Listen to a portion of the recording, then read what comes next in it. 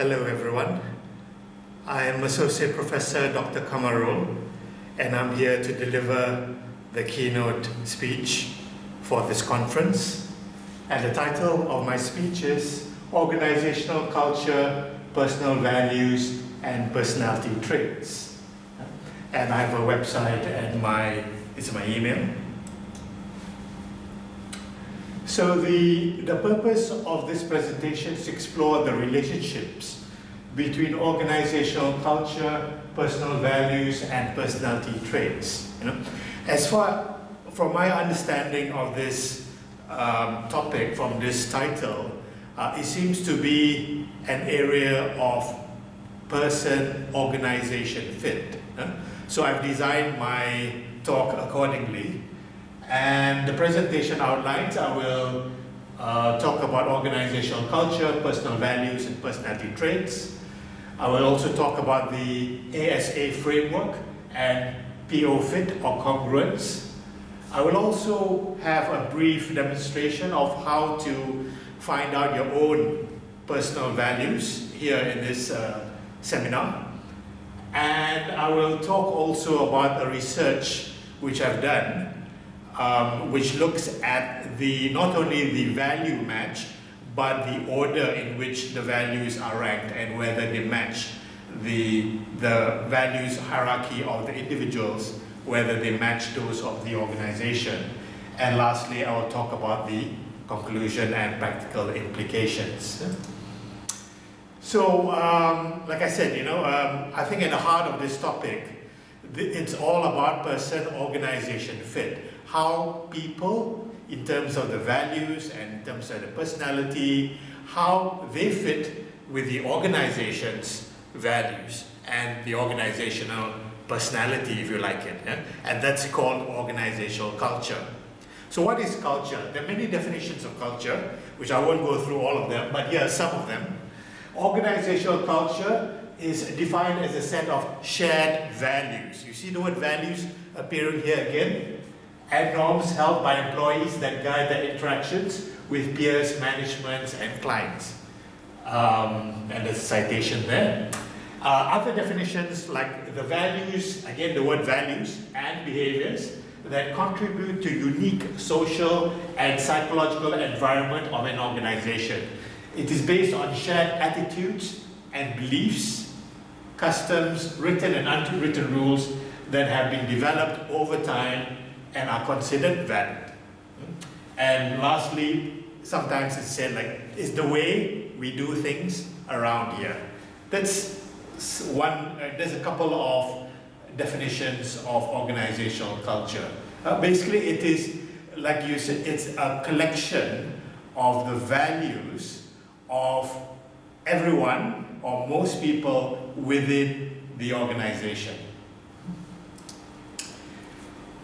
And let's now look at the individual. Let's have a look at the individual now. Personal values. Now, there are many complicated definitions of personal values in many academic textbooks, but let me give you a simple one here, a very simple one. Personal values is whatever that's important to you. Example, honesty, integrity, wealth. So these are examples, and they can be tangible or something that you can touch, or they can be intangible. Now, Rokish, a scholar who looked at values, Rokish defined or preferred to look at values in terms of instrumental and terminal values. What do you mean by terminal values? Terminal values, according to Rokish, is the values that you would like to have near the end of your anticipated life. So if you think that you feel that you're going to live up to, say, 80 years old, what values would you like to have when you're 75 or 70 years old? Of course, nobody knows when they're going, but they have some kind of planning. Okay. So what are examples of terminal values? A comfortable life, an exciting life, according to Rokish, perhaps For me, when I'm 80, I don't want an exciting life. You know, I want a calm life, a comfortable life, a calm life, a happy one, where I have freedom, happiness, harmony, and so on. Now, instrumental values. What are instrumental values? Instrumental values are values that you ought to have now, assuming that you are not in your 80s, values that you have to have now in order to be able to attain your values near the end of your anticipated life. So if you're in the 40s or 50s or 30s, instrumental values, ambitious, hardworking, broad-minded, courageous, independent, imaginative. So you have to be hardworking now, I suppose, to get enough money so that you can have financial security in your later years. You need to have courage to have your own business, to have enough money so that you can have a comfortable life near the end of your anticipated life. So that's the idea. But what I don't quite like about Rakesh is that when you examine these values, you'll find that there is some overlap. The same values appear in both lists, both the instrumental and terminal values. So that's, to me, it's one of the limitations of Rakesh's perspective of values. And I prefer to just look at values as anything that is important to you, whether they're tangible or whether they're intangible. From my experience, when I do this in my seminars, most students come up with intangible values like honesty, love, religion, so these are some things which you cannot touch. Examples of things which you can touch are perhaps money, wealth you can't touch, but money you can, and family, those are the things, material possessions, those are the things that you can touch. Now, I want to, so far we've talked about theories and all that. Now I want to make this a bit more interesting. So a lot of you listening to me right now, you might be thinking, okay, all this is fine, but what about my values? How do I know what's important to me? So it's very simple. Initially when I was invited to this talk, I was supposed to give a talk on neuro-linguistic programming, or NLP. That's one of the things that I do. I certify other people in NLP at the practitioner and the master practitioner level. What is NLP, neuro-linguistic programming? Well, it's just a bunch of tools. Okay? So with NLP, let me just demonstrate to you how you can identify your own values. So everyone now, just think of what is really important to you. What are the things that are really, really important to you? Examples could be religion, it could be faith, it could be harmony, it could be friendship, it could be wealth. You come up with your own list. And it should be your list, what things are important to you, not necessarily what your parents told you what should be important to you, not what your boss thinks that what should be important to you. Ask deep down inside of you, name 5 to 7 things which are important to you, like freedom or happiness or harmony or intellect, whatever. Okay, these are just examples. So take about 1 minute, 1 to 2 minutes right now, and just jot down. Ask us deep down yourself, what is really important to you in life generally? Okay, so let's just do that now. And for those at home, you can pause this video.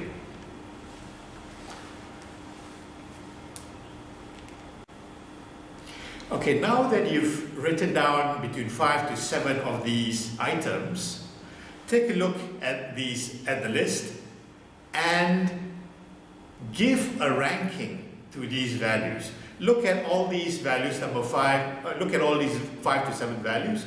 Ask yourself, which is the most important thing for you?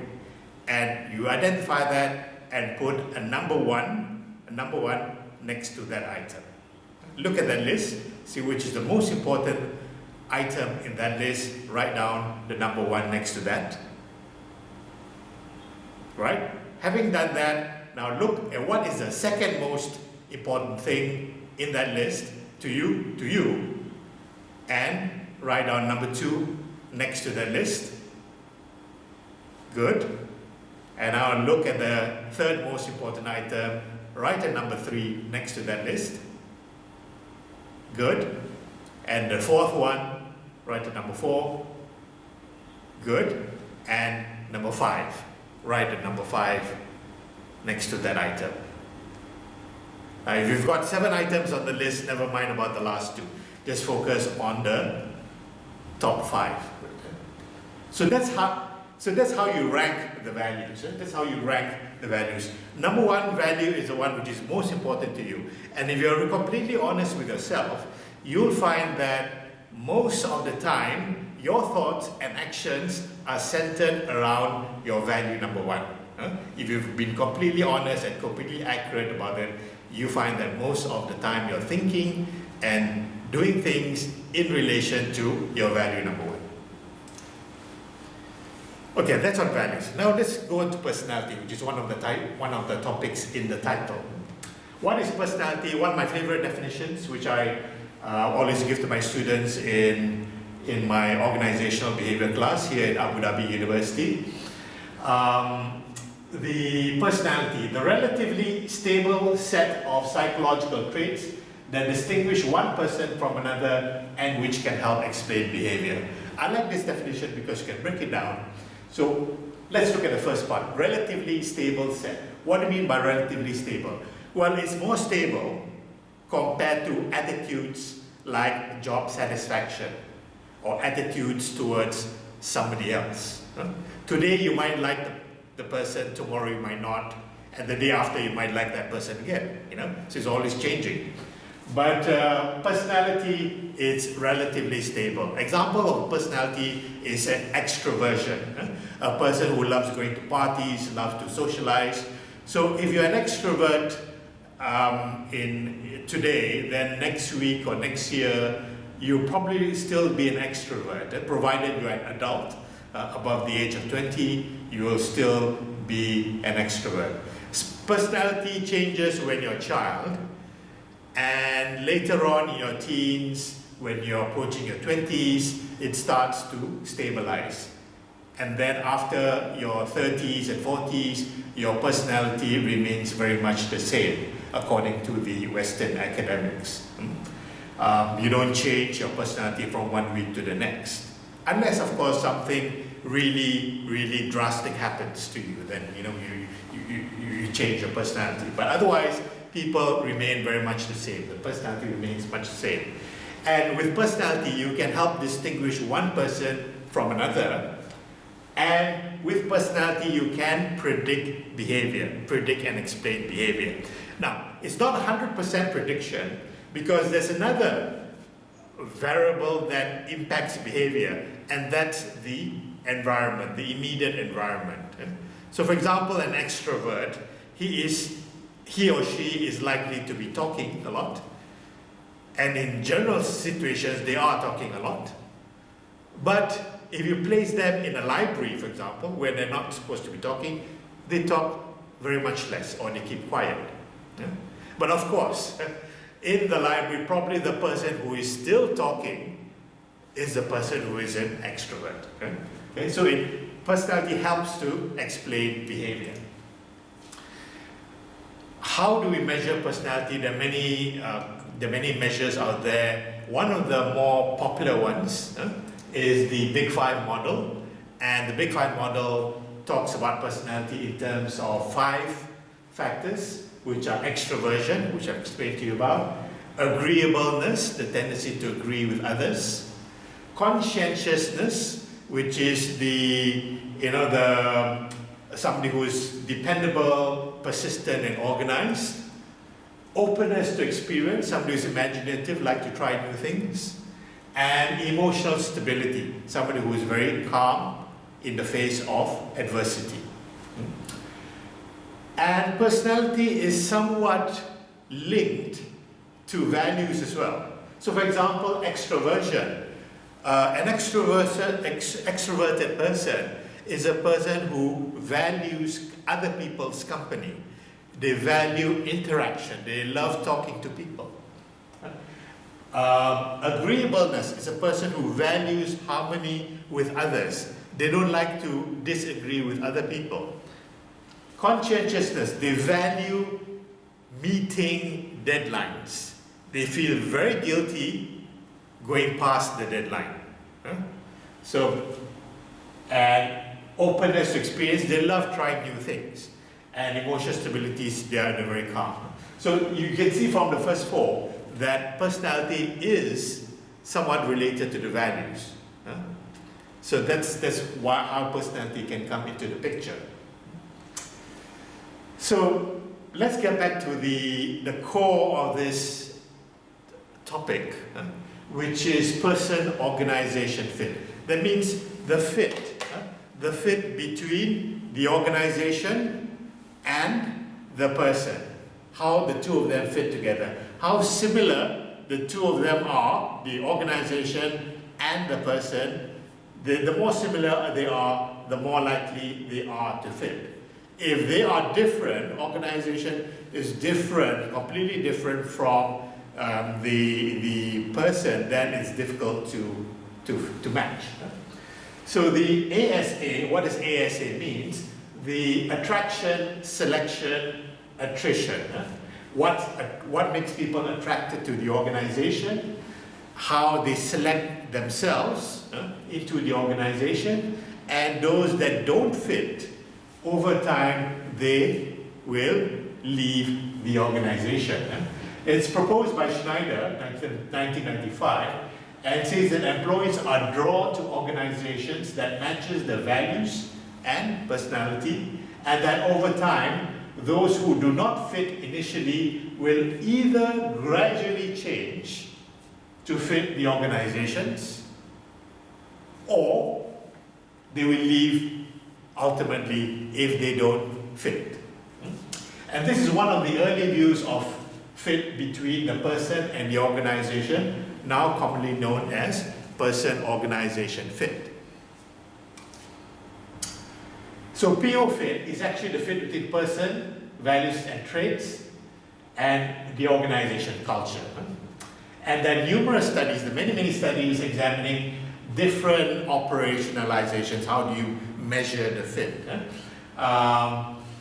And more importantly, from the practical perspective, PO fit has been shown to have a positive relationship with job satisfaction, effective commitment, organizational citizenship behavior, which is the behaviors that go beyond. The employees who have high organizational citizenship behavior are employees who go beyond their job description. Definitely something which is good for the organization. And lower turnover intentions. People who fit tend not to think about leaving the organization. They want to stay. People who fit will want to stay in the organization. People who don't fit will want to leave. So there are many studies, I just show briefly here, and you can have a look. By Gardner, matching personality and organizational culture, effects of recruitment strategy and 5-factor model on subjective person-organization fit. That's one. Another one, person-organization fit and turnover intention, the mediating role of employee engagement, one of the major topics in this seminar by Memwan and others. There's 2014, very recent. Next one is antecedent, that means before, and consequence, after, of person-organization fit, ingratiation, similarity, hiring recommendations, and job offer. That's by Vivian Chen.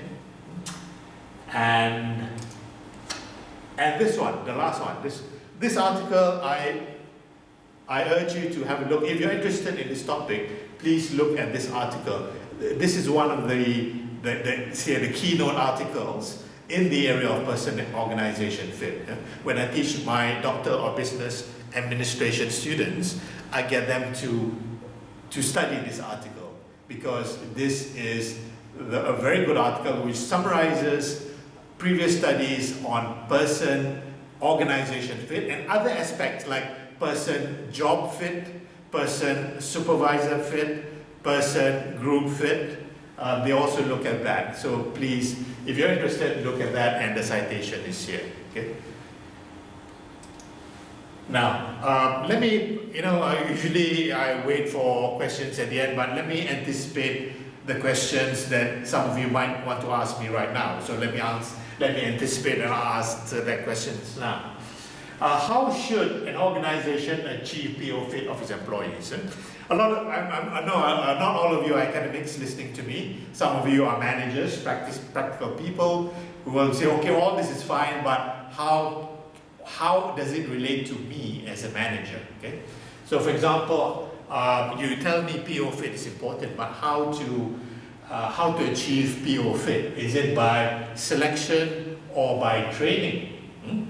Now, I believe that the best way is to start with selection. Start with selecting the person who has the best fit with the organization. So if you're in the recruitment and selection committee representing the organization, and you're recruiting and selecting other people, you should select the candidate whose values and personalities and behaviors match the requirements of the organization. You should try a perfect match as far as possible, right? Now, of course, perfect match probably would be impossible to achieve every time. So, and sometimes you have no choice. So what do you do when you select people who fit like 80% of the organization's culture? Well, you can still select that person, and then for the balance of the 20% that person doesn't fit, you can send that person for training or communicate to that person that these are the behaviors and values that employees should have if they wish to continue working in this organization. So you start with selection and select the best people, the people that best fit your organization, and then you send them for training.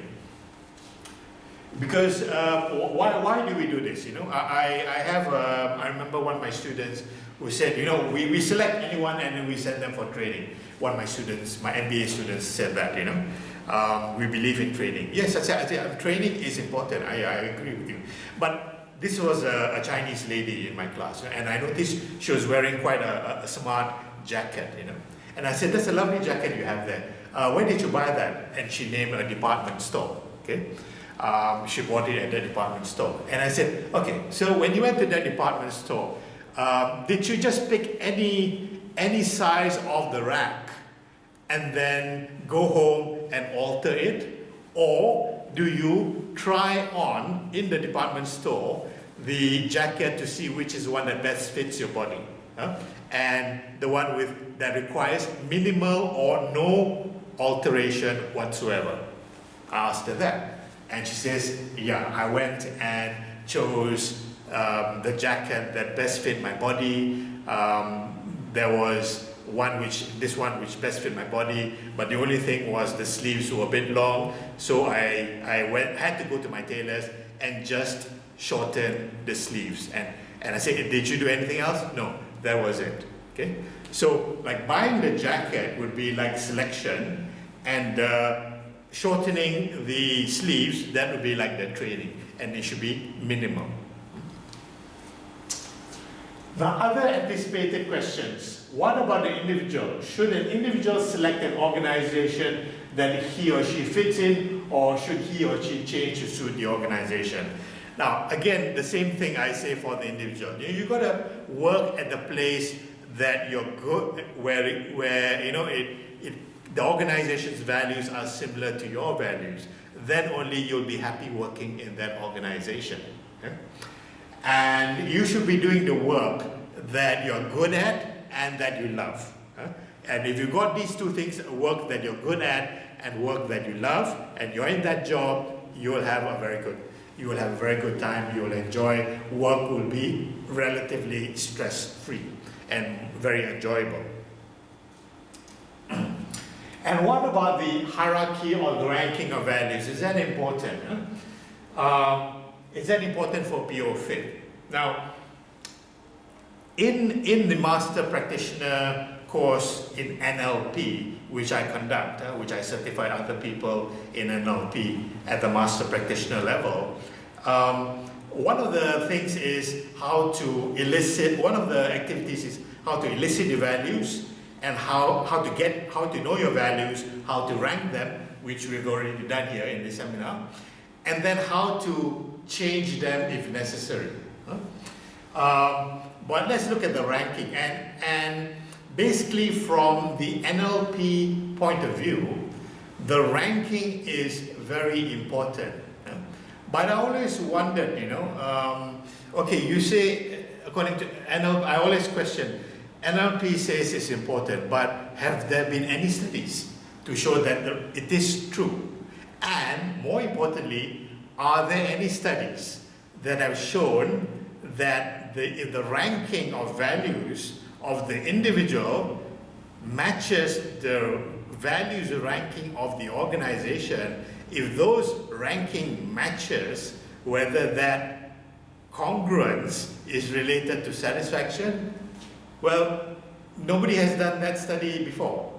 Previous studies on congruence or fit just look whether the values match. Values of organization, values of the individual, whether they match, and the extent that they match or don't match, that relates to satisfaction. But there's nothing about the ranking. So I decided to do a study, and that's done in 2010. Ahmad is me, by the way. And I studied in the Malaysian military, the armed forces, and I found that not only should the values of the organization match those of the employees, but the value hierarchy should match as well. And the study investigates the values hierarchy congruence between the Malaysian Armed Forces, or MAF, and its soldiers, and the relationship with satisfaction. So what are the values, okay? What's the results, first of all? The results from the sample of 214 officers in the MAF, when the top 5 values, that's why I said top, just look at the top 5. When the top 5 values were used in analysis, the value hierarchy congruence scores were significantly related with soldier satisfaction. It's not very strong, but it's related, significantly related. So this suggests that not only should the values of the soldiers and the organizations be similar or congruent, but the priority or ranking of these values are important as well.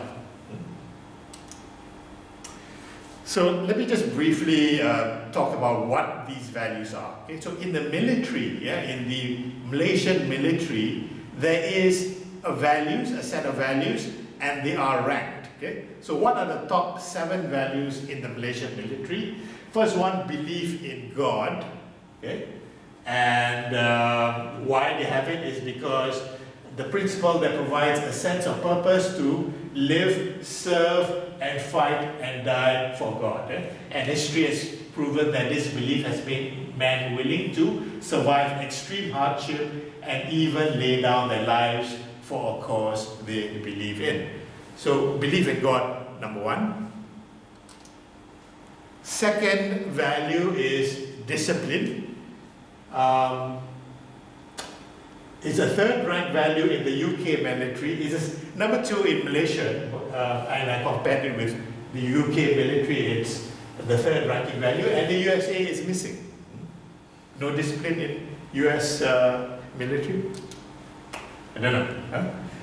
Third one is loyalty, and here loyalty to the king and country. Number 4, sacrifice. Sacrifice is, they compare with the selfless service, which is putting other people's needs ahead of our own. Sacrifice may mean being willing to even lay down our lives for the greater good when necessary. Number 5, esprit de corps, or the team bonding. Number 6, integrity, knowing what's right and wrong. And number 7 is courage. Okay? So what we did in this research was that we gave a list of these 7 items in a random order to respondents, and asked respondents to rank these values according to importance to them. Okay? So soldiers, when they see these items, they look at it and then they put their own ranking on these values, what is most important to them.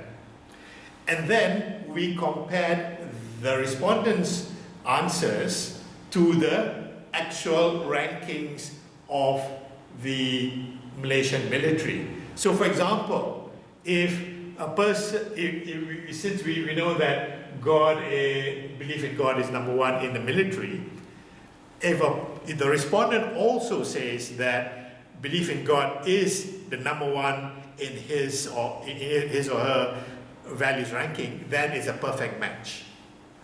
But if the person says it's the least important number 5, then there's a worst match. So we had scores. So the lower the score, the perfect match will have the lowest score. The lower the score, the better the fit. And then we correlated with satisfaction. And we found that the better the fit, that means the lower the score or the better the fit, the more satisfied the respondent is. So that's what the study has showed. It shows that the values of the soldiers and the organization should be similar or congruent, but the priority or ranking of these values are important as well. And it's related to satisfaction. So concluding here now, just to sum up the key points of this seminar, of this speech. How do organizations improve fit? Well, the answer is through selection first, and then training. Select the person who best fit the organization, and then send these people for training to improve fit further. And how do individuals improve PO fit? The answer, find organization with the best fit, and then change yourself to improve fit even more. And how do individuals improve themselves? We haven't talked about this yet. I often address this in my self-help seminars. How do individuals improve themselves? The answer, examine and then change your values hierarchy. How the NLP method. Have a look at your values again. What have you placed as number 1? What have you placed as number 2? And let me tell you this. There are some people who say that, I want to make more money. I want to be successful financially. Right? But why is it that, when I take one step forward, I tend to take 2 steps back? Consciously, I know I want it, but unconsciously, I take 1 step forward and 2 steps back. Why is it? Well, almost always, I ask them to write down their set of values and then rank them. Okay? And when we look at the list, most of the time, you'll find that, with no surprise, wealth or financial success is not listed in their top 5 rank of values. So no wonder they can't improve. Can't be financially successful. So what do they do? Okay, it's a complicated process which we teach in the Master Practitioner course. But let me give you the simple version here. Okay? What you can do that, okay, when you have look at your number 1 value. Okay, let me ask you this question. As you look at the number 1 value, do you have a picture? Okay, now if the answer to that is yes, okay, tell me about the picture. Where is it? Is it close to you? Is it clear? Is it colorful? Is it very bright? You know, chances are your number one value, the picture that you have in your mind, the picture will be close, it will be bright, it will be, you know, colorful, it will be clear, and sometimes you have emotion of excitement as you look at that picture. Right? That's your number one value. Now have a look at the value which is ranked lower but you wish to bring up, like your financial success or you know, your financial stability or wealth or whatever. Have a look at that picture. Probably, I'm guessing here, of course I will have to ask you specifically to know, but I'm guessing here that most likely the picture that you have will be further away, it'll probably be not clear, be very blurred, it might even be black and white, it might not be clear at all, it might be distant. Yeah? So what you do is you change the quality of that picture from black and white, for example, bring it to color to match that number one value. If it's far away, bring it closer to match the picture of your number one value. If it's not clear, if it's not colorful, not bright, change it to match your number one value. And very important here, after doing that, you just reduce the color or clarity just a little bit so that that value becomes the number two value. And the reason why we do that is because we do not want to change your number one value. We don't want to change the core of your being, you know. So if a person wants to make more money, wants to become wealthy, and the value is, say, ranked number 10, what we do is that we first of all match it to number 1, and then we just bring it down just a bit so it becomes number 2. So wealth becomes a number 2 value. So that's basically what we do in our NLP master practitioner. But of course, it's a bit more precise. The activity is a bit more, there's a bit more detail to that, and it's only in the seminar that you can uncover these details. But that's the gist of it. So I hope you have enjoyed this speech, and I hope you have learned from both the academic perspective and the practical perspective. If you have any questions, you can always go to, you can always email me at drcamp at Yahoo, drcampphd@yahoo.com, and you can also have a look at my website. So thank you very much for taking time to listen to my presentation, and if you've got any questions, you can always email. Thank you very much.